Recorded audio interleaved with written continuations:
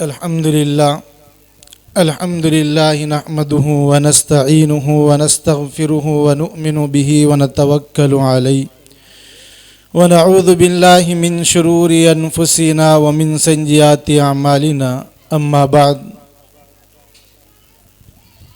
فأعوذ بالله من الشيطان الرجيم بسم الله الرحمن الرحيم ورفعنا لك ذكرك وقال تبارك وتعالى أيضا وما أرسلناك إلا رحمة للعالمين وقال النبي صلى الله عليه وسلم أنا خاتم النبيين لا نبي بعد صدق اللہ العظیم وصدق رسولہ النبی الکریم۔ آئے دنیا میں بڑے پاک و مکرم بن کر،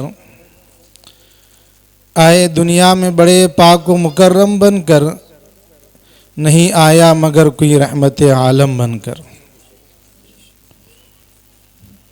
معزز سامعین اعظام اور اسٹیج پر بیٹھے علماء اعظام، حفاظ اعظام،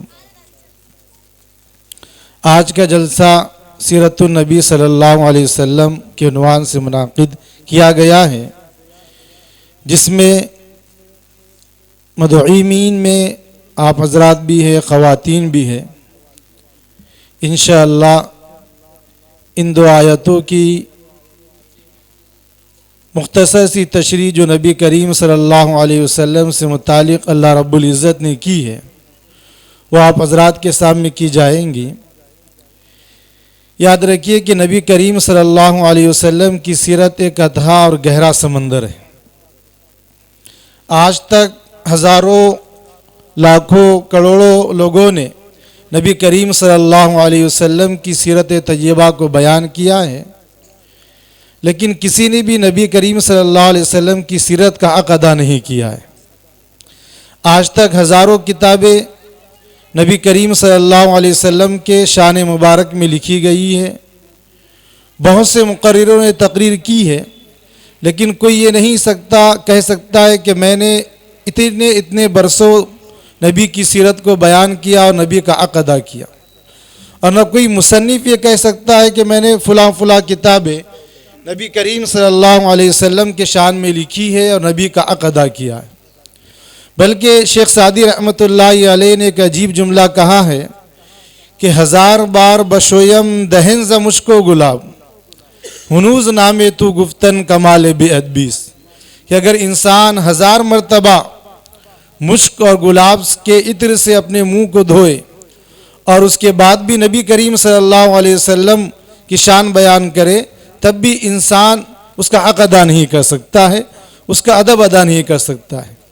ایک عربی شاعر نے 40,000 اشعار نبی کریم صلی اللہ علیہ وسلم کے شان میں لکھے، ایک دو نہیں بلکہ 40,000 اشعار نبی کریم صلی اللہ علیہ وسلم کے شان میں لکھے، اور جو اس نے آخری اشعار نبی کریم صلی اللہ علیہ وسلم کے شان میں لکھا، ایک اردو شاعر نے اس کا ترجمہ کیا، اور اس کا ترجمہ یوں کیا کہ یعنی ایک انسان 40,000 اشعار نبی کے شان میں لکھ رہا ہے اور اس کے پیچھے اپنی پوری زندگی وقف کر دے رہا ہے، اور جو آخری اشعار لکھ رہا ہے اس کا ترجمہ ایک اردو شاعر نے یوں کیا کہ تھکی ہے فکر رسا مدہ باقی ہے، تھکی ہے فکر رسا مدہ باقی ہے، قلم ہے آبلا پا مدح باقی ہے، ورق تمام ہوا مدح باقی ہے، عمر تمام لکھا مدح باقی ہے۔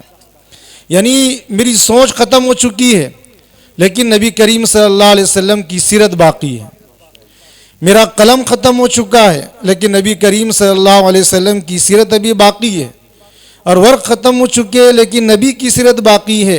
میں نے عمر تمام لکھ دیا، میری عمر باقی نہیں لیکن نبی کی سیرت جو ہے باقی ہے۔ یہ نبی کریم صلی اللہ علیہ وسلم کی سیرت کا مقام ہے۔ نبی کی سیرت کو سننا بھی اتنی ہی ادب سے چاہیے، اس لیے کہ قرآن کریم کے اندر اللہ رب العزت نے نبی کریم صلی اللہ علیہ وسلم کی سیرت کو بڑے اہم طریقے سے بیان کیا ہے۔ انسانوں نے بھی نبی کی سیرت کو بیان کیا اور دوسرے لوگوں نے بھی نبی کریم صلی اللہ علیہ وسلم کی سیرت طیبہ کو بیان کیا، لیکن جس طرز و طریقے سے اللہ رب العزت نے نبی کی سیرت کو بیان کیا وہ سب سے اہم طریقہ ہے. اسی لیے کہ صحابہ رضی اللہ تعالیٰ عنہم اجمعین حضرت عائشہ رضی اللہ تعالیٰ عنہا کے پاس پہنچے اور پہنچنے کے بعد کہا کہ ہمیں نبی کریم صلی اللہ علیہ وسلم کی سیرت بتائیے کہ نبی کریم صلی اللہ علیہ وسلم کی سیرت طیبہ کیا ہے. حضرت عائشہ نے بڑا عجیب جواب دیا. کہا کہ کیا تم قرآن نہیں پڑھتے ہو؟ فرمایا کہ قرآن پڑھتے ہیں. کہ کہا کہ کان خلقہ القرآن، قرآن کھولو، قرآن کے ہر صفحے پر اللہ رب العزت نے نبی کی سیرت کو بیان کیا. اور یاد رکھیے کہ اللہ رب العزت نے نبی کی سیرت کو اتنے ادب سے بیان کیا ہے کہ نبی کے بارے میں ایک مہر لگاتے ہوئے اللہ رب العزت نے 22 پارے میں ایک آیت ذکر کی اور فرمایا کہ ان اللہ و ملائکتہ یصلون علی النبی یا ایھا الذین آمنوا صلوا علیہ وسلموا تسلیما. یہ نبی کریم صلی اللہ علیہ وسلم کی شان کی سب سے بڑی آیت اللہ نے قرآن میں بیان کی. کیسے بیان کی؟ کہ جتنے بھی اللہ رب العزت نے احکامات دیے ہیں، کسی حکم کے بارے میں اللہ رب العزت نے یہ نہیں کہا کہ میں نماز پڑھتا ہوں تم بھی نماز پڑھو، یا میں روزہ رکھتا ہوں تم روزہ رکھو، میں فلاں عبادت کرتا ہوں تم بھی کرو. اللہ رب العزت نے کسی حکم کے بارے میں اور کسی عبادت کے بارے میں اللہ نے یہ نہیں کہا. لیکن جہاں اللہ کے نبی کی شان کو بیان کرنا ہے، جہاں اللہ کے نبی کی سیرت کو بیان کرنا ہے، جہاں اللہ کے نبی کی رحمت کا ذکر کرنا ہے، وہاں اللہ نے کہا کہ میں بھی یہ کام کرتا ہوں تم بھی کرو. میں بھی اللہ کے نبی پر رحمت بھیجتا ہوں تم بھی رحمت بھیجو. یہ نبی کریم صلی اللہ علیہ وسلم کی شان کی سب سے بڑی آیت ہے. اسی لیے پورے قرآن کریم کو آپ دیکھیے، اللہ رب العزت نے بہت سے انبیاء کا تذکرہ قرآن کریم کے اندر فرمایا ہے. اللہ رب العزت نے جتنے بھی انبیاء کا تذکرہ قرآن میں کیا، بجز نبی کریم صلی اللہ علیہ وسلم کے، آپ صلی اللہ علیہ وسلم کی ذات اقدس کو چھوڑ کر ہر نبی کا اللہ رب العزت نے نام لیا اور اس کے بعد اللہ نے ان کا تذکرہ کیا. حضرت آدم کا تذکرہ آیا قرآن میں، اللہ نے فرمایا کہ یا آدم اسکن انت وزوجک الجنہ، کہ اے آدم تم اور تمہاری بیوی جنت میں رکے رہو. حضرت موسیٰ کا تذکرہ آیا، فرمایا کہ یا موسیٰ. حضرت یحییٰ کا تذکرہ آیا، فرمایا کہ یا یحییٰ خذ الکتاب بقوہ. حضرت سلیمان کا تذکرہ آیا، فرمایا کہ یا سلیمان. ہر ایک کا نام لے کر تذکرہ کیا. لیکن نبی کریم صلی اللہ علیہ وسلم کی سیرت طیبہ کو اللہ رب العزت نے اس ادب و احترام سے بیان کیا کہ پورے قرآن میں اللہ رب العزت نے کہیں بھی نبی کا نام نہیں لیا. اللہ کو جب نبی کو مخاطب کرنا تھا، اللہ نے فرمایا کہ یا ایھا النبی، کہ اے میرے نبی، یا ایھا الرسول، اے میرے رسول، یا ایھا المزمل، کہ اے مزمل یعنی چادر اوڑھنے والے، یا ایھا المدثر، یا طٰہٰ و یاسین. ایسے القاب سے اللہ رب العزت نے نبی کریم صلی اللہ علیہ وسلم کا نام مبارک نہیں لیا، بلکہ آپ کے القاب سے آپ کو پکارا. ہم جب نبی کریم صلی اللہ علیہ وسلم کی سیرت کو سنتے ہیں تو اسی ادب و احترام کے تحت سے سننا چاہیے. اسی لیے تو فرمایا کہ کی محمد سے وفا تو نے تو ہم تیرے ہیں، یہ جہاں کیا چیز ہے ہم لوح و قلم تیرے ہیں. اسی لیے مولانا امداد اللہ مہاجر مکی رحمۃ اللہ علیہ آپ مدینہ منورہ میں قیام کرتے تھے، اور آپ جو ہے روز اقدس کے پاس جاتے تو یہ شعر پڑھتے کہ جنت تجھ میں عور و قصور رہتے ہیں، کہ جنت تجھ میں عور و قصور رہتے ہیں، میں نے مانا ضرور رہتے ہیں. میرے دل کا طواف کر جنت میرے دل میں حضور رہتے. یہ انسان کے لیے سب سے اعلیٰ مقام ہے کہ نبی کریم صلی اللہ علیہ وسلم کی محبت اس کے دل میں پیوستہ ہو، نبی کریم صلی اللہ علیہ وسلم کی محبت اس کے دل میں ہو. گویا نبی کریم صلی اللہ علیہ وسلم کی سیرت بڑی اہم چیز ہے. اسی لیے قرآن کریم کی جو آیت میں نے آپ حضرات کے سامنے پڑھی ہے کہ وَرَفَعْنَا لَكَ ذِكْرَكَ، کہ ہم نے نبی کے ذکر کو بلند فرمایا ہے. اور بہت اللہ نے نبی کے ذکر کو بلند کیا کہ جتنے بھی انبیاء علیہم الصلاۃ والسلام آئے ہیں، اللہ رب العزت نے ان تمام انبیاء کا تذکرہ جو کیا ہے سب کی پیدائش کے بعد سے کیا ہے. حضرت آدم کا تذکرہ قرآن میں آیا، احادیث میں آیا، ان کے پیدائش کے بعد آیا. جتنے بھی انبیاء، حضرت موسیٰ ہو، حضرت عیسیٰ ہو، جتنے بھی انبیاء اللہ کے نبی کے علاوہ ہے، ہر نبی کا تذکرہ اس کے پیدائش کے بعد کا ہے. لیکن نبی کریم صلی اللہ علیہ وسلم کا تذکرہ آپ کے پیدائش سے پہلے سے ذکر فرمایا. ہر نبی نے نبی کے بارے میں بشارت سنائی. قرآن کریم میں 28ویں پارے میں جہاں حضرت عیسیٰ کا ذکر آیا، وہاں حضرت عیسیٰ نے کہا کہ میرے بعد ایک نبی آئے گا من بعد اسمہ احمد، اور اس کا نام احمد ہوگا۔ یہ حضرت عیسیٰ نے بشارت دی، یعنی نبی کا تذکرہ اللہ نے نبی کے پیدائش سے پہلے بھی کیا۔ اس لیے نبی کی سیرت بڑی اہم سیرت ہے کہ انسان اگر پوری زندگی نبی کی سیرت بیان کرے تب بھی بیان نہیں کر سکتا ہے۔ یاد رکھیے کہ اللہ رب العزت نے جہاں یہ قرآن کریم میں کہا کہ ہم نے آپ کے ذکر کو بلند کیا، اللہ رب العزت نے نبی کی سیرت کو ایسے بلند کیا کہ جہاں جہاں اللہ رب العزت نے اپنا تذکرہ کیا، چاہے آسمانوں میں ہو، چاہے زمینوں میں ہو، چاہے اور کسی جگہ ہو، وہاں اللہ نے اپنے ساتھ میں اپنے نبی کا تذکرہ کیا۔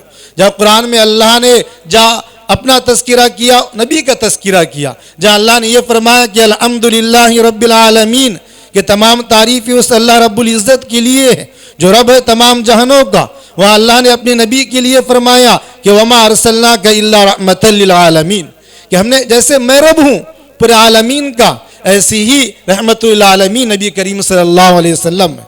اور جیسے اللہ نے اذان میں اپنا تذکرہ کیا کہ جیسے اذان دی جاتی ہے پہلے اللہ کا ذکر ہوتا ہے، فوراً اللہ نے اپنے نبی کا تذکرہ کیا کہ اشہد ان لا الہ الا اللہ واشہد ان محمدن رسول اللہ، وہاں اللہ نے اپنے نبی کا تذکرہ کیا۔ انسان نماز شروع کرتا ہے اللہ کے نام سے، اللہ اکبر، اللہ کی ذات بڑی ہے، اور جہاں اختتام کرتا ہے وہ نبی کا تذکرہ پھر فرمایا کہ ایھا النبی ورحمۃ اللہ وبرکاتہ۔ اتحیات میں نبی کا تذکرہ کیا۔ اللہ نے جہاں آسمان و زمین میں جہاں جہاں اپنے تذکرہ کیا، فوراً اس کے بعد اپنے نبی کا تذکرہ کیا۔ جہاں کلمہ ہوتا ہے، جہاں سے اسلام میں انسان داخل ہوتا ہے، اگر انسان لا الہ الا اللہ کہے اور محمد الرسول اللہ کا اقرار نہ کرے تو شریعت کے اندر اس کو مسلمان نہیں کہا جاتا ہے۔ کہ انسان اس وقت مسلمان ہوگا جب پورے لا الہ الا اللہ محمد الرسول اللہ پورے کلمے کا اقرار ہو کرے اور پورے کلمے کو وہ مانے۔ اسی لیے جہاں اللہ نے اپنا تذکرہ کیا وہاں جو ہے اپنے رسول کا تذکرہ کیا۔ ہمیں یاد رکھنا چاہیے کہ نبی کریم صلی اللہ علیہ وسلم سے ایسی محبت ہو، ایسی عقیدت ہو، لیکن اس عقیدت کی اللہ نے ایک معیار رکھی۔ فرمایا کہ دیکھو اللہ کے نبی کا یہ مقام ہے کہ محمد صلی اللہ علیہ وسلم خدا تو نہیں ہے، لیکن ایک مومن کا یہ عقیدہ ہونا چاہیے کہ نبی کریم صلی اللہ علیہ وسلم خدا سے جدا بھی نہیں ہے، بلکہ آپ اس کو یوں سمجھنا چاہتے ہو کہ اللہ کے نبی کا مقام ہے وہ اللہ رب العزت کے بعد سب سے بڑا مقام اللہ کی ذات کے بعد اگر کسی کا ہے تو نبی کریم صلی اللہ علیہ وسلم کا مقام ہے۔ اس لیے کہ اگر اللہ کے نبی کی تعریف، اللہ کے نبی کا مقام ایک عقیدے کے اعتبار سے اگر سننا چاہے تو یہ سنے جو کسی شاعر نے ایک شعر میں کہا کہ ہر ابتدا سے پہلے ہر انتہا کے بعد ذات نبی بلند ہے ذات خدا کے بعد۔ یعنی ہر ابتدا سے پہلے، ابتدا کہتے شروعات کو، ہر ابتدا سے پہلے اور ہر انتہا کے بعد ذات نبی بلند ہے ذات خدا کے بعد، یعنی اللہ کی ذات کے بعد اس روئے زمین پر جو اتباع کے لائق ذات ہے وہ نبی کریم صلی اللہ علیہ وسلم کی ذات ہے کہ ہر ابتدا سے پہلے ہر انتہا کے بعد ذات نبی بلند ہے ذات خدا کے بعد۔ دنیا میں جس قدر بھی احترام کے قابل ہے لوگ، میں سب کو مانتا ہوں مگر مصطفیٰ کے بعد۔ یہ انسان کا عقیدہ ہونا چاہیے کہ دنیا میں جتنے بھی لوگ ہیں میں سب کو مانتا ہوں مصطفیٰ کے بعد، اور اللہ کے نبی کا مقام اللہ رب العزت کے بعد سب سے زیادہ میرے دل میں پیوستہ ہے۔ اللہ رب العزت نے اپنے نبی کا ذکر اس طرح قرآن میں بلند کیا ہے۔ اور دوسری آیت جس میں اللہ نے اپنی نبی کی سیرت کو بیان کیا ہے کہ جیسے آپ نے نبی کی سیرت کو سنا ہے کہ اللہ کے نبی کی ایسی سیرت اللہ نے بیان کی ہے، ذکر کی ہے۔ جو دوسری آیت میں نے آپ حضرات کے سامنے پڑھی ہے یہ ہے کہ وما ارسلناک الا رحمۃ للعالمین، کہ ہم نے رسول کریم صلی اللہ علیہ وسلم کو رحمت للعالمین بنا کر بھیجا ہے پورے روئے زمین کے اوپر۔ یعنی جیسے اللہ کی ذات جو ہے تمام جہانوں کے لیے رب ہے، الحمدللہ رب العالمین، کہ تمام عالمین میں تمام تعریفیں اس اللہ کے لیے جو رب ہے تمام عالموں کا۔ جیسے یہ عالم ہے ایسے اس کے علاوہ بھی بہت زیادہ عالم ہے، تو فرمایا کہ ہر چیز کا رب اللہ ہے۔ ایسی نبی کریم صلی اللہ علیہ وسلم کی ذات اقدس یہ تمام کے لیے رحمت للعالمین ہے۔ رحمت کے کیا معنی ہوتے ہیں؟ رحمت کے معنی یہ ہوتے ہیں کہ انسان جو ہے راحت کے اور سکون کے، یا انسان کو اندھیرے کے بعد جو روشنی حاصل ہوتی ہے اس کو کہتے ہیں رحمت، کیونکہ یہ دنیا پوری مظلوم تھی، یہ دنیا پوری جو ہے تاریک تھی، اور اس کو جو روشنی ملی ہے وہ نبی کریم صلی اللہ علیہ وسلم کی ذات اقدس سے ملی ہے۔ اس دنیا میں کفر عام تھا، ضلالت عام تھی، ظلم عام تھا۔ اس کے بعد نبی کریم صلی اللہ علیہ وسلم کی بعثت ہوئی، اللہ نے اس ظلم کو ختم کیا، اس اندھیرے کو ختم کیا، اس لیے نبی کریم صلی اللہ علیہ وسلم کو رحمت للعالمین کہا جاتا ہے۔ کیونکہ یاد رکھیے کہ نبی کریم صلی اللہ علیہ وسلم انسان کے لیے، جانوروں کے لیے، یہاں تک کہ ہر شے کے لیے اس روئے زمین کے اوپر رحمت للعالمین بنا کر بھیجے گئے۔ اللہ کے نبی مبعوث نہیں ہوئے تھے، آپ کو بعثت نہیں ملی تھی۔ مکہ کا یہ ماحول تھا کہ ایک انسان اگر مزدوری کرتا، صبح سے شام تک اگر وہ مزدوری کرتا، شام ہو جاتی، جب مزدوری لینے کا وقت آتا تو جو اس وقت کے ظالم ہوتے اس کو ہکال دیتے، اس کی مزدوری نہیں دیتے تھے۔ اللہ کے نبی کریم صلی اللہ علیہ وسلم کی بعثت ہوئی، آپ رحمت للعالمین بنا کر بھیجے گئے۔ آپ نے فرمایا کہ مزدور کا حق یہ ہے کہ اس کا پسینہ سوکھنے سے پہلے اس کو مزدوری دے دی جائے۔ آپ مزدور کے لیے رحمت للعالمین بن کر آئے۔ انسان دور کی بات، اللہ کے نبی کریم صلی اللہ علیہ وسلم جو ہے جانوروں کے لیے رحمت للعالمین بن کر آئے ہیں۔ اللہ کے نبی مسجد نبوی میں بیٹھے ہیں، ایک اونٹ آتا ہے مسجد نبوی کے دروازے پر، اپنے جو ہے دونوں پیروں کو بچھا کر بیٹھ جاتا ہے، اور جب اللہ کے نبی نکلتے ہیں صحابہ بھی اس کو غور سے دیکھتے ہیں، اور وہ اونٹ اپنے آنکھوں سے آنسو نکالتا ہے۔ اللہ کے نبی کریم صلی اللہ علیہ وسلم اس کے کان میں کچھ سرگوشی کرتے ہیں۔ صحابہ کہتے ہیں کہ اللہ کے نبی یہ کیا کہہ رہا ہے؟ اللہ کے نبی کریم صلی اللہ علیہ وسلم کے معجزات ہے، معجزات میں سے ایک معجزہ ہے۔ اللہ کے نبی نے کہا کہ یہ اونٹ اپنے مالک کی شکایت کر رہا ہے کہ اس کا مالک اس سے کام زیادہ لیتا ہے اور اس کو چارہ کم دیتا ہے۔ اس کے مالک کو بلاؤ اور اس کو نبی کریم صلی اللہ علیہ وسلم کا یہ فرمان سناؤ کہ اس سے جتنا کام لیتا ہے اتنی جو ہے اس کو جو ہے اس کی رکھوالی کرے، اس کی دیکھ بھال کرے۔ اللہ کے نبی کریم صلی اللہ علیہ وسلم جو قرآن کریم میں ذکر کیا گیا ہے کہ وما ارسلناک الا رحمت للعالمین، آپ جو ہے جانوروں کے لیے بھی رحمت بنا کر آئے۔ خواتین کا مجموعہ ہے، اللہ کے نبی کریم صلی اللہ علیہ وسلم جو ہے خواتین کے لیے بھی رحمت للعالمین بن کر آئے۔ آپ دیکھیں جب اللہ کے نبی کی بعثت نہیں ہوئی تھی اس وقت جو ہے سپر پاور دو تھے، ایک روم تھا، قرآن کریم میں اللہ نے اس کا ذکر کیا کہ الف لام میم غلبت الروم، کہ اس وقت کی طاقت روم تھی، عرب کے اندر بھی تھی۔ اس وقت کے لوگ عرب بھی جو مانے جاتے تھے، روم کے اندر عورت کا کیا مقام تھا، عرب کے اندر عرب کیا مقام تھا۔ روم کے اندر یہ تھا کہ عورت جو ہے شوکیس میں بٹھائی جاتی، کسی چاند کے جو کسی جو ہے ایک جو ہے نمائش کے طور پر اس کو رکھا جاتا، لوگ اس کو صرف ہوش کا شکار بناتے، اس سے اپنی ضروریات کو پورا کرتے اور اس کے کوئی حقوق کو ادا نہ کرتے، وہ غلام بنا کر رکھے جاتی تھی۔ اور اس کے برخلاف مکہ المکرمہ میں یہ ماحول تھا عورتوں کے ساتھ کہ ان کے اوپر ظلم کیا جاتا تھا۔ جب کوئی مرد مر جاتا تو جس طرح جو اس کی وراثت تقسیم ہوتی، عورت بھی تقسیم ہوتی تھی۔ جب اس کے مخصوص ایام آتے اسے جنگلوں میں قید کر دیا جاتا تھا۔ جب بیٹی دفن ہوتی، جب بیٹی پیدا ہوتی تو اسے زندہ دفن کر دیا جاتا تھا۔ یہ ماحول تھا اور عورت کی کوئی عزت نہیں تھی۔ اللہ کے نبی کریم صلی اللہ علیہ وسلم تشریف لائے، اللہ کے نبی نے عورتوں کے مقام کو سمجھایا اور کہا کہ دیکھو کہ اگر کوئی بد نظری اور بد نگاہی کے ذریعے سے عورت کو دیکھیں گا، کل اللہ جہنم میں اس کے جو آنکھوں میں سیسا پلا کر ڈالا جائے گا، اس کے دل سے اللہ عمل صالحہ کی توفیق کو چھین لیں گا۔ یہ اللہ کے نبی نے فرمایا۔ اللہ رب العزت نے نبی کے زبان سے قرآن میں فرمایا کہ دیکھو عورت کو اگر وراثت سے محروم کیا جاتا ہے، اللہ نے ایک رکوع کو نازل کیا اور فرمایا کہ یوصیکم اللہ فی اولادکم للذکر مثل حظ الانثیین، فرمایا کہ جب تک عورت کا حصہ متعین نہیں ہوگا اس وقت تک مرد کا حصہ متعین نہیں ہوگا، اور کہا کہ دیکھو مرد کا حصہ جو عورت کو ملتا ہے اس سے ڈبل ہے، پہلے آپ عورت کے حصے کو متعین کیجئے تب جا کے مرد کے حصے کو متعین ہوگا۔ اللہ کے نبی کریم صلی اللہ علیہ وسلم نے فرمایا کہ جس کو 3 بیٹی ہو اور اس کی پرورش اچھی طرح کرے اور اس کے بعد جو اچھی جگہ اس کا نکاح کرارے تو وہ جنت میں میرے ساتھ میں ہوں گا۔ یہ اللہ کے نبی نے بشارت دی۔ اس صحابی نے کہا کہ اللہ کے نبی کسی کی 2 بیٹیاں ہو، فرمایا کہ اسی بھی بشارت ہے۔ فرمایا کسی کی اگر 1 بیٹی ہو، اللہ کے نبی نے یہ فرمایا کہ اس کے لیے بھی بشارت۔ یہ اللہ کے نبی کی رحمت للعالمین ہونے کی علامت ہے۔ ایک وہ دور تھا کہ اللہ کے نبی کی بعثت سے پہلے عورت کی کوئی حیثیت نہیں تھی۔ جب اللہ کے نبی کریم صلی اللہ علیہ وسلم اس روئے زمین پر آئے تو اللہ کے نبی نے یہ مقام بتلایا کہ اگر عورت تیری بیٹی ہے تو وہ تیری عزت ہے، اگر عورت تیری جو بہن ہے تو وہ تیری آبرو ہے، اگر عورت تیری بیوی ہے تو اس کا نان و نفقہ تیرے اوپر واجب ہے، اور اگر تیری ماں ہے تو اس کے قدموں کے نیچے جنت ہے۔ جس عورت کو لوگ کچھ نہیں سمجھتے تھے، تو اللہ نے وہ سب سے اہم چیز جس کی تلاش میں اولیاء پھرے، انبیاء پھرے، جس کے تلاش میں لوگ جو ہے اپنی زندگی وقف کر دیتے ہیں کہ کسی طرح جنت مجھ کو مل جائے، اللہ نے اس جنت کو ماں کے قدموں کے نیچے رکھ دیا۔ اللہ نے یہ مقام دیا عورت کو، اور وہی دیکھے جب مقام کیا تھا کہ اللہ کے نبی کی بعثت جب نہیں ہوئی تھی، احادیث کے اندر اس کا ذکر ہے، بخاری میں اس کا ذکر ہے، مسلم میں اس کا ذکر ہے، اور سیرت کی کتابوں میں اس کا ذکر ہے کہ ایک صحابی جو اللہ کے نبی کی مجلس لگی ہوئی تھی، ایک صحابی آئے اور اللہ کے نبی سے فرمایا، روتے ہیں کہ میں نے بہت بڑا گناہ کیا ہے، اللہ کے نبی کیا میرا گناہ معاف ہو سکتا ہے؟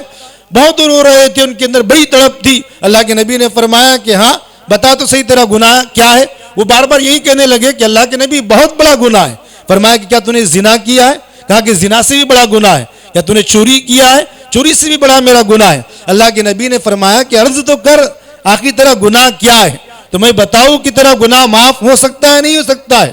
اس نے کہا کہ اللہ کے نبی کریم صلی اللہ علیہ وسلم جب آپ کی بعثت نہیں ہوئی تھی اور میں اسلام میں داخل نہیں ہوا تھا تو میرے گھر پر اولاد نہیں تھی، یہاں تک کہ میرے نکاح کو 14 سال گزر چکے تھے۔ 14 سال کے بعد اللہ نے ہمیں بیٹی دی، یہ اللہ کے نبی کی حدیث ہے۔ صحابہ کے سامنے پورے جمع غفیر صحابہ بیٹھے ہوئے ہیں، اور وہ صحابی آ کر اس واقعے کو سنا رہے ہیں، اپنی حالت کو سنا رہے ہیں کہ اللہ کے نبی کریم صلی اللہ علیہ وسلم اللہ نے ہمیں ایک بیٹی دی، اور جب بیٹی پیدا ہوئی تو عرب کا یہ دستور تھا کہ جب بیٹی پیدا ہوتی تھی اس کو زندہ دفن کر دیا جاتا تھا۔ اللہ نے فرمایا قرآن کریم کے 30 پارے میں کہ وَإِذَا الْمَوْءُودَةُ سُئِلَتْ، کہ جن بچیوں کو زندہ دفن کیا گیا ہے وہ بچیاں کل قیامت کے دن پوچھیں گی کہ ہمیں کیوں دفن کیا گیا تھا۔ اللہ نے قرآن میں اس کا تذکرہ کیا وَإِذَا الْمَوْءُودَةُ سُئِلَتْ، کہ ہمیں کس وجہ سے زندہ دفن کیا گیا تھا۔ ان صحابی نے کہا کہ اللہ کے نبی ہم میاں بیوی نے یہ عہد کیا کہ ہم اس کو زندہ دفن نہیں کریں گے، کیونکہ قریش مکہ میں جب بھی کوئی بچی پیدا ہوتی اس کو زندہ دفن کر دیتے، اس کو یہ مایوس سمجھتے تھے کہ ہمارے گھر پر جو ہے کوئی داماد آئے اور ہمارے گھر سے بیٹی رخصت ہو، اس کو یہ مایوس سمجھتے تھے۔ تو ہم نے یہ عہد کیا کہ ہم اس کی اچھی پرورش کریں گے اور اسے زندہ دفن نہیں کریں گے، یہاں تک کہ جب بچی 4 سے 5 سال کی وہ بچی ہو گئی، جب 4 سے 5 سال کی وہ بچی ہو گئی تو ابو جہل جو ہمارا سردار تھا اسے اطلاع ہوئی، اس نے مجھے چورستے پر پکڑا اور کہا کہ کل تو جو ہے ہماری ناک کو کاٹیں گا، ہم دیکھتے نہیں کہ کتنے اعلیٰ و عصب نسب والا ہے، اور تو ہمارے خاندان میں ہے اور تو بچی کو جو ہے پرورش کر رہا ہے، اگر تو اپنی بچی کو زندہ دفن نہیں کریں گا تو میں تیرے گھر کو جلا دوں گا اور تم سب کو مار دوں گا۔ وہ باپ وہ جو ہے بڑے وہ اللہ کے نبی کو فرماتے ہیں کہ جب ابو جہل نے مجھ سے یہ بات کہی میں بڑا پریشان ہوا اور اسی حالت میں اپنے گھر آیا۔ جب بھی میں روز اپنے گھر آتا میری بیٹی دوڑتے ہوئے میرے پیروں کو جو چپک جاتی اور میں اس کو اپنے گلے سے لگا لیتا اور پوری دن بھر کی تھکان میری ختم ہو جاتی، مجھے بڑا سکون محسوس ہوتا تھا۔ لیکن جب آج بچی بھاگتے آئی تو میں نے اپنے اس کے سینے سے نہیں لگایا، وہ ایک کونے میں نے اس کو ایک کونے میں ڈھکل دیا، اس کے ماں کو تیار کرنے لگایا اور ایک کدال لے کر میں جو ہے اس جگہ پر پہنچ گیا جہاں جو ہے بچیوں کو زندہ دفن کیا جاتا تھا۔ اور جب میں وہاں اس جگہ پر پہنچا میں اس کے دفن کے لیے کھڈا کھودنے لگا، اور اس بیٹی کی محبت، اس بیٹی کے دل میں میری اتنی محبت تھی کہ جب میں کھودتے کھودتے میرے جسم پر پسینہ آتا وہ اپنے جو ہے دوپٹے سے میرے پسینے کو صاف کرتی اور کہتی کہ ابو آپ اتنی کیوں محنت کر رہے ہو، اور کیوں اتنی جو ہے محنت میں جو ہے آپ جو ہے شرابور اور پسینے میں شرابور ہو رہے ہو۔ لیکن میں اس کی بات نہیں سنتا گا، اور یہاں تک کہ وہ خود میرے ساتھ میں گڈھا کھودنے لگی، اپنے ہاتھوں سے مٹی کو جو ہے نکال کر پھینکنے لگی، اور جب گڈھا پورا ہو چکا تیار میں نے اس بچی کو اندر ڈالا اور پھر جو اس کے اوپر مٹی ڈالنے لگا تو اس نے کہا کہ ابا حضور آپ مجھے کیوں دفن کر رہے ہیں، آپ بتائیے کہ میرا کیا قصور ہے، کیا میں نے کوئی جرم کیا ہے، میں نے کوئی غلطی کی ہے؟ میں نے اس کی ایک بھی نہیں سنی، یہاں تک کہ اس کو ڈالتے رہا، یہاں تک کہ جب سینے کے برابر میں نے اس کی مٹی ڈالی میری بیٹی نے عجیب جملہ کہا کہ ابو جان اگر میں آپ کا پسند نہ ہوں آپ مجھے چھوڑ دیجئے، میں عرب کے صحراؤں کے اندر اور اس کے جو ہے جنگلوں میں اپنی زندگی بسر کر دوں گی، میں زندگی میں کبھی آپ کا جو ہے چہرہ نہیں دیکھوں گی، لیکن میں نے اس کی ایک نہیں سنی، یہاں تک کہ اس کو زندہ دفن کر دیا۔ اللہ کے نبی نے جب یہ واقعہ سنا اللہ کے نبی کی آنکھوں سے آنسو جاری ہو گئے۔ جتنے صحابہ تھے ان کے آنکھوں سے آنسو جاری ہو گئے. پھر کہا کہ اللہ کے نبی اس کو دفن کر کر آج مجھے 4 مہینے مکمل ہو چکے اور میں 4 مہینوں سے لگاتار اس کو خواب میں دیکھتا ہوں اور وہ مجھے خواب میں دیکھ کر یہ کہتی ہے کہ اے میرے والد کل قیامت کا دن ہوگا اور تیرا گریبان میرے ہاتھ میں ہوگا اور میدان عشر کا جو ہے عالم سجا ہوا ہوگا. نبی کریم صلی اللہ علیہ وسلم اپنے تخت پر جلوہ افروز ہوں گے. اللہ رب العزت انصاف کے ترازو کو قائم کریں گا. میں اس روز تجھ سے پوچھوں گی کہ وَإِذَا الْمَوْءُودَةُ سُئِلَتْ کہ مجھے تو نے زندہ کیوں دفن کیا تھا. میں اس روز پوچھوں گی. اللہ کے نبی کریم صلی اللہ علیہ وسلم نے فرمایا کہ تیرا گناہ بڑا گناہ ہے لیکن اگر تو توبہ کر لے اور اسلام میں داخل ہو جائے تو اللہ رب العزت تیرے اس گناہ کو معاف کر سکتا ہے. یہ حیثیت تھی عورت کی جب اللہ کے نبی کریم صلی اللہ علیہ وسلم اس دنیا میں مبعوث نہیں ہوئے تھے. اللہ کے نبی نے حقوق بتلائے کہ دیکھو اگر عورت آپ کی بیٹی ہے وہ آپ کی عزت ہے, بہن ہے تو آبرو ہے, بیوی ہے تو اس کا نان و نفقہ تمہارے اوپر واجب ہے, اگر وہ ماں ہے تو اس کے قدموں کے نیچے جنت ہے. اللہ نے یہ مقام عورتوں کو دیا ہے. عورتیں اپنے مقام کو سمجھے, اپنے مرتبے کو سمجھے. اللہ رب العزت نے ہم نے کیا مقام دیا ہے. ہم جو اس دنیاوی جو ماحول چل رہا ہے کہ ہم ان کے جو ہے اپنی حجاب کو چھوڑ دے یا پھر جو اسلامی قانون کو چھوڑ دے یا طلاق کے نظام کو چھوڑ دے یا نکاح کے نظام کو چھوڑ دے, ہم یہ نہ سمجھے کہ اللہ نے ہمیں عورت پیدا کیا ہے تو اپنے دل میں جو ہے یہ وسوسہ نہ لائے, بلکہ یاد رکھے کہ وہ انسان وہ مرد اللہ کے نبی نے فرمایا جو رات میں مصلی پر کھڑا ہو اور صبح ہو تو قرآن کریم کی تلاوت کرے, اور ایک وہ عورت ہے جو رات میں جس کا بچہ ستائے اور اٹھ جائے اور وہ بچے کے لیے جاگتی ہے تو فرمایا کہ اس قرآن پڑھنے والے مصلی سے زیادہ اس عورت کو ثواب ہے جو اپنے بچے کی پرورش کرتی ہے. یہ اللہ کے نبی نے مقام دیا عورت کو کہ بڑا مقام اس کو پہنچایا کہ اگر وہ گھر, اللہ کے نبی نے فرمایا کہ وہ عورت ہے جو نماز 5 وقتہ نماز کی پابندی کرتی ہے اور زکوٰۃ اللہ نے فرض کی ہے اس کو ادا کرتی ہے, رمضان مبارک کے روزے رکھتی ہے, اللہ نے حج فرض کیا حج کرتی ہے,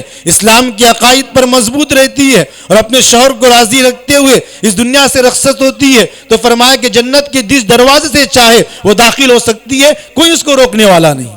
یہ اللہ کے نبی نے مقام دیا. آپ اپنے مقام کو سمجھے, اپنے جو ہے یہ دیکھے کہ آپ جو ہے عام نہیں ہے, آپ کے گودوں میں امت کا مستقبل پڑ رہا ہے. آپ جیسے اپنے گھروں میں اپنی اولاد کی پرورش کریں گی ویسے ہی جو ہے امت کو مستقبل ملیں گا. آپ دیکھیے کہ صحابیات نے کیسی زندگی گزاری ہے. ایک صحابی تھے وہ کسی غزوے میں شریک ہو گئے اور وہ غزوہ بڑا لمبا چلا, وہ جنگ بڑی لمبی چلی اور ان کا ایک چھوٹا 4-5 سال کا بچہ تھا, وہ اور اپنی بیوی کو چھوڑ کر چلے گئے اور جب وہ غزوے میں شریک تھے تو ان کے بچے کا انتقال ہو گیا.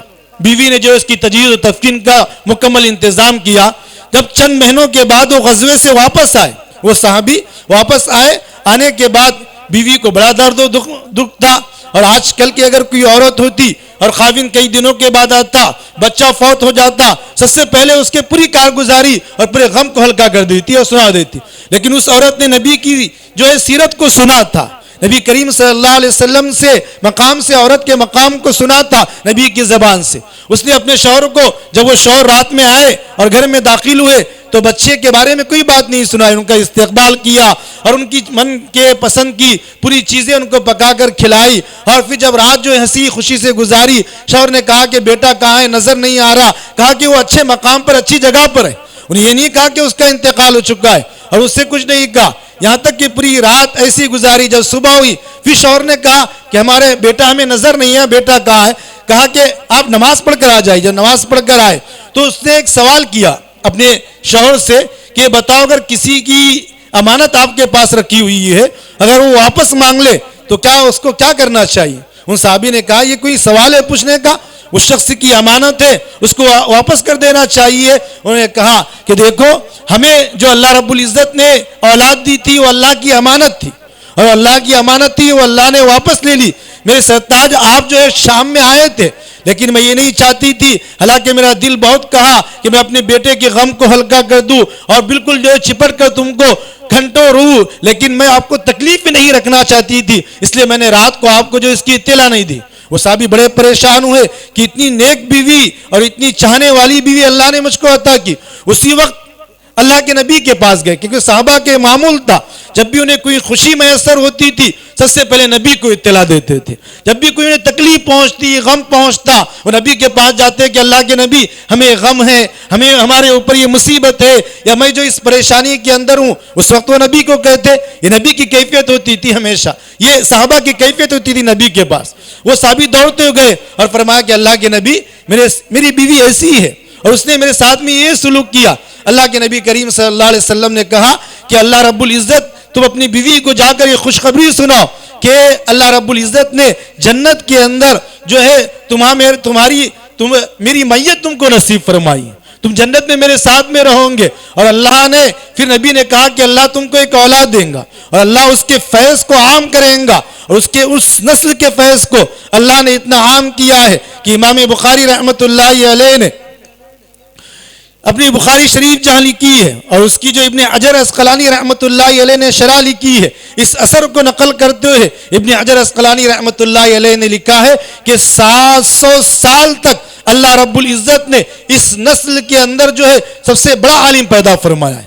جتنے بھی فقہ اللہ نے 700 سال تک پیدا فرمائے ہیں تو سب سے بڑا فقی اللہ اسی نسل کا جو ہے انسان ہوا کرتا تھا۔ اللہ رب العزت نے ایسی برکت نازل فرمائی، اس لیے عورتوں کو اپنا مقام و مرتبہ پہچاننا چاہیے کہ اللہ رب العزت نے انہیں کیا مقام دیا اور کیا جو ہے اللہ رب العزت نے انہیں رتبہ دیا اور کیا کس مقام پر اللہ نے ان کو پہنچایا۔ انہیں نبی کی سیرت پڑھنا چاہیے، سیرت فاطمہ پڑھنا چاہیے، سیرت عائشہ پڑھنا چاہیے، اللہ کے نبی کریم صلی اللہ علیہ وسلم کا کیسا معمول ہوتا تھا، اللہ کے نبی کریم صلی اللہ علیہ وسلم اپنی خواتین کے ساتھ کیسے پیش آیا کرتے تھے، ہمیں یہ سیرت نبی کریم صلی اللہ علیہ وسلم کی پڑھنا چاہیے۔ یاد رکھیے کہ بڑے صحابیات کے واقعات ہیں اور صحابیات کے واقعات ہمیں پڑھنا چاہیے۔ ایک صحابی، آپ نے بہت سے صحابیات کے واقعات سنیں گے، حضرت فاطمہ کی سیرت ایسی ہے، حضرت عائشہ کے آپ نے واقعات کو سنا ہوگا، آپ نے جو ہے اسی طرح جو ہے ام کلثوم کے، حضرت خدیجہ کے واقعات سنے ہیں۔ ایک گمنام عورت کا 5 منٹ میں واقعہ ایک صحابیات کا میں آپ کو سنا کر اپنی بات ختم کرتا ہوں کہ ایک صحابیات تھی، آپ نے بہت صحابیات کے واقعات سنے ہیں لیکن سیرت میں ان صحابیہ کا نام نہیں لکھا ہوا ہے، البتہ ان کے شوہر کا نام لکھا ہوا۔ بڑے گمنام و صحابیہ تھی لیکن بڑے جو ہے کمزور تھے، وہ مالی اعتبار سے، معیشت کے اعتبار سے۔ ان کے صحابی جو ہے مزدور تھے، روز مزدوری کرتے تھے اور جتنا شام کو آتا ان سے گزر بسر ہوتا، یہی ان کی حال و کیفیت تھی۔ اور مزدور کو کبھی کام ملتا ہے کبھی نہیں ملتا ہے، یہ کیفیت ہوتی ہے۔ تو وہ صحابی ایک دن صبح اپنے گھر سے گئے کام تلاش کرنے کے لیے، شام ہو گئی انہیں کوئی کام نہیں ملا۔ جب شام کو اپنے گھر واپس آنے کے بعد بیوی سے کہا کہ مجھے بڑی بھوک لگی ہے، کوئی چیز اگر کھانے کے لیے ہے تو لا کر پیش کر دو۔ بیوی نے کہا کہ نہیں میرے سرتاج، میں نے آپ سے کہا تھا کہ گھر میں کھانے کے لیے کچھ نہیں ہے، تم کچھ لاؤ گے تبھی پکیں گا۔ جب بیوی نے یہ الفاظ کہے تو شوہر کا موڈ آف ہو گیا اور اس کے بعد تھوڑا صدمہ سا ہوا اور جو ہے ایک چہرہ مرجھایا گیا۔ جو عقل مند بیوی ہوتی ہے، جو شوہر کے دکھوں کا احساس کرتی ہے، وہ چہروں سے ان باتوں کو سمجھ لیتی۔ ان صحابیہ نے سمجھ گئے کہ میں نے جو جملہ کہا اس سے میرے شوہر کو بڑا غم ہوا ہے۔ وہ اپنے شوہر کے قریب آئی اور انہوں نے کہا کہ دیکھو اللہ رب العزت نے آج ہمیں جو ہے ہمارے صبر کا امتحان لینا چاہتا ہو، وہ ہمیں بھوکا رکھنا چاہتا ہو، اس لیے ہم اللہ کے مرضی پہ راضی رہیں گے۔ اور ایمان اسی کا تو نام ہے کہ انسان اللہ کے رضا پہ راضی رہے، چاہے اللہ جس حالت میں رکھے، اسی چیز کا تو نام ایمان ہے۔ ہم پانی پئیں گے اور سو جائیں گے اور اللہ کا شکر ادا کریں گے۔ جب یہ جملے ان صحابی نے سنے تو انہیں بڑا جو ہے اپنے اوپر بھروسہ آیا اور بڑا جو ہے ان کا ایمان تازہ ہوا اور ان کے اندر ایک اعتماد پیدا ہوا، اور وہ اعتماد میں انہوں نے رات گزار دی۔ جب صبح ہوئی تو صبح ہونے کے بعد ان بیوی نے جو ہے مسکراتے ہوئے اپنے شوہر کو رخصت کیا اور فی امان اللہ کہہ کر رخصت کیا۔ یہ نبی کی سنت ہے، یہ سیرت کا ایک اہم پہلو ہے۔ ہم نبی کی سیرت کو نہیں سنتے۔ حضرت عائشہ رضی اللہ تعالیٰ عنہ کا معمول ہوتا تھا کہ جب بھی نبی گھر سے رخصت ہوتے دروازے تک حضرت عائشہ رضی اللہ تعالیٰ عنہ آتی، نبی کو رخصت کرتی مسکراتے ہوئے چہرے سے اور فی امان اللہ کہتی، یہ دعا پڑھتی استودع اللہ دینک و امانتک و خواتیم علیک، اور کہتے کہ جیسے آپ جا رہے ہیں اللہ آپ کو حفاظت سے لوٹا دے۔ یہ نبی کی سیرت ہے۔ ہم جو ہے اگر کسی کو اپنی شریک حیات بنا کر لاتے ہیں تو اس کو وقت دینے کے لیے ہمارے پاس وقت نہیں ہوتا ہے. ہم گھر میں آتے ہیں راتوں رات 2 بجے تک 3 بجے تک ہمارے ہاتھوں میں موبائل ہوتا ہے. ہم اپنی بیوی بچوں کو وقت نہیں دیتے. یہ ہماری کیفیت ہو چکی ہے. اور یاد رکھیں اللہ کے نبی کیسے اپنے گھر سے رخصت ہوتے تھے. ہم کبھی کسی سے عشق و معشوق کرتے ہیں تو گھنٹے فونوں کے اوپر اس پہ لگے ہوئے رہتے ہیں. اور لیکن جب اللہ وہ جائز چیز ہمیں دیتا ہے اور شریعت کے اندر اللہ بتلاتا ہے کہ ایک ایسی چیز کرنا چاہیے, ہم اس پر عمل نہیں کرتے. حضرت عائشہ کا یہ عمل ہوتا تھا. جو نیک بیویاں ہوتی ہے وہ اسی طرح اپنے شوہروں کو رخصت کیا کرتی ہے کہ وہ اللہ کے امان میں دیتی ہے اور پھر اس کے بعد ان کے آنے کا انتظار کرتی ہے. اور اگر بیوی جو ہے روٹھے ہوئے رہے, غصے کی حالت میں اپنے شوہر کو جو ہے گھر سے رخصت کر دے, نہ اس سے بات کرتی ہو, تو وہ دن بھر اسی جو ہے جھمیلے میں رہتا ہے. دوسرے دن جو ہے اس بیوی نے رخصت کیا, اس صحابی مزدور نے دن بھر کام تلاش کیا لیکن پھر کام نہیں مل گیا. اور پھر جو ہے بالکل جو ہے ایک منہ جو ہے جھکاتے ہوئے اپنے جو ہے گھر میں داخل ہوئے. جب دیکھا بیوی نے, وہ سمجھ گئی کہ آج بھی کوئی کام نہیں ملا, تو بڑی ان کو تسلی دی اور 3 عجیب جملے کہے, بڑے سننے کے لائق وہ جملے جو ان صحابیہ نے اس صحابی کو کہے, بڑے عجیب جملے ہیں. کہا کہ آپ جو ہے فکر نہ کیجیے, اللہ جس حالت میں رکھے ہم اس حالت میں راضی رہیں گے. اور کہا کہ دیکھو اللہ رب العزت جو ہے بے خبر بھی نہیں ہے اور اللہ رب العزت بے رحم بھی نہیں ہے اور اللہ رب العزت بے بس بھی نہیں ہے. بڑے عجیب جملے یہ کہنے کے, اس لیے کہ اگر ایک جملے انسان کو اگر چاہے ایک مرد کو نہ بڑی سی بڑی ٹانک سے اتنی جو ہے الرجی مل سکتی ہے جتنی جو ہے ایک بیوی سے سکون کے جملے اگر مل جائے تو اس کو اتنا سکون و اطمینان ہوتا ہے. بڑے انہوں نے کہا کہ اللہ جو ہے بے خبر نہیں ہے, اللہ ہم کو دیکھ رہا ہے کہ ہم کس حالت کے اندر ہیں. اللہ اس بات سے بے خبر نہیں ہے. اللہ بے رحم بھی نہیں ہے کہ ہمیں جو یوں بھوکا پیاسا جو ہے ہمیں مار دے تڑپا کر. یہ اللہ کے رزاقیت کے خلاف ہے کہ اللہ کسی انسان کو بھوک میں تڑپا کر مار دے یا پھر پیاس سے تڑپ کر کوئی انسان مر جائے. یہ اللہ کی رزاقیت کے خلاف ہے. اللہ بے رحم بھی نہیں ہے اور بے خبر بھی نہیں ہے, بے بس بھی نہیں ہے. اس کے خزانے میں بہت چیزیں ہیں, انشاءاللہ اللہ ہمیں عطا کر دے گا. اسی طرح رات گزاری اور گزارنے کے بعد جب تیسرا دن نکلا, اس بیوی نے اسی معمول کے ساتھ اپنے صحابی شوہر کو رخصت کیا.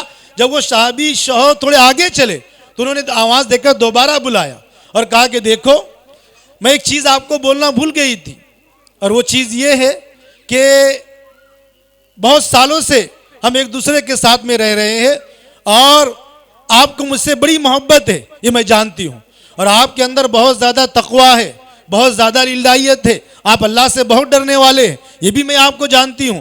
لیکن ایک بات یاد رکھیے کہ آپ دن بھر کام تلاش کیجئے اور صبح سے شام تک تلاش کیجئے, اگر مل جائے تو اچھی بات ہے, اگر آپ کو وہ کام نہ ملے تو آپ جو ہے یہ ہمارے لیے کوئی ایسی چیز اختیار نہ کرنا اور حرام روزی کو اختیار مت کرنا, اور حرام روزی تو اپنے گھر میں مت لانا. آپ کو اگر کام نہ ملے تو آپ خالی ہاتھ آ جانا, ہم اللہ کے راضی پہ راضی رہیں گے اور اسی طرح جو ہے رات گزار دیں گے, لیکن حرام رزق کو تم اپنی چوکھٹ کے اندر مت لانا. یہ ایک بیوی نے کہا تھا. آج ہمارا معاشرہ یہ ہے کہ مرد جو ہے 2 وقت کی جو ہے نائٹ ڈیوٹی بھی کر رہا ہے, 2 کاروبار بھی کر رہا ہے, جب بھی اس کے گھر کے اخراجات پورے نہیں ہو رہے, جب بھی وہ پریشان ہے کہاں سے میں اپنے گھر کو چلاؤں, کیسے کروں. یہ دراصل ناشکری کا جذبہ ہماری اولاد میں, ہماری عورتوں کے اندر یہ جذبہ آ چکا ہے, وہ ناشکرے ہو چکے ہیں.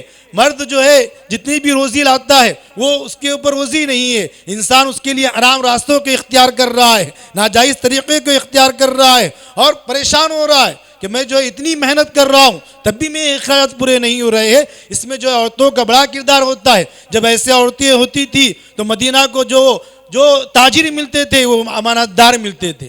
جب ایسے عورتیں ہوتی تھی تو مدینہ کے اللہ کے نبی کو جو صحابی ملتے تھے وہ دین کے اوپر اپنے سینے کو پیش کر دیا کرتے تھے, وہ کبھی دین اسلام کو پیٹ نہیں دکھایا کرتے تھے. جب ایسے عورتیں ہوتی تھی تو ایسے بچے جو ہے نبی کریم صلی اللہ علیہ وسلم کو ملا کرتے تھے جس نے پورے روئے زمین کے اوپر اسلام کو پھیلایا ہے. یہ نبی کی عظیم سیرت ہے, ہمیں ان سیرت کو یاد رکھنا چاہیے. اللہ رب العزت سے دعا ہے کہ اللہ رب العزت ہم سب کو جو ہے نبی کریم صلی اللہ علیہ وسلم کی اتباع کی توفیق نصیب فرمائے. آمین. وآخر دعوانا الحمدللہ.